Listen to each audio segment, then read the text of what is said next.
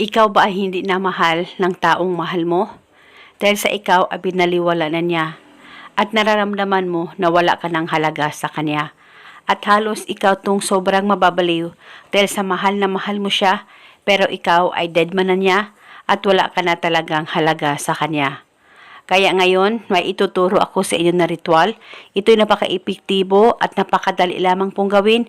Basta magtiwala ka lang 100% sa mga ganitong pamamaraan. At paniguradong siya na naman ang mababaliw sa sobrang pagmamahal niya sa iyo.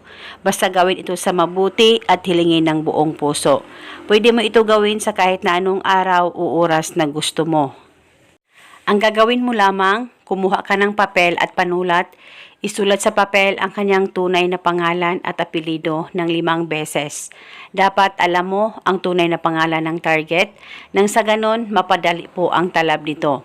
At pagkatapos mo na itong masulat, kumuha ka lamang ng puti o pula na kandila at kumuha ka rin ng lighter o pusporo. At sindihan mo lamang ang kandila at saka patakan mo ang kanyang pangalan at apelido na nakasulat sa papel.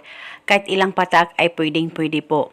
At habang pinapatakan mo ang kanyang pangalan, ay hilingin mo kung anong gusto mong hilingin para sa inyong dalawa ng partner mo. At hilingin mo na siya na naman ang mas lalong mababaliw at mai-inlove ng husto sa'yo. Kahit anong gusto mong hilingin ay pwede mong sabihin. At pagkatapos, pwede mo nang ihipan ang kandila at itago itong ritual. Pwede ilagay sa plastic o di kaya ziplock, itago ito pang matagalan. At pwede mo rin ito dalhin kahit saan ka man magpunta at paniguradong siya na naman ang mababaliw ng husto sa'yo.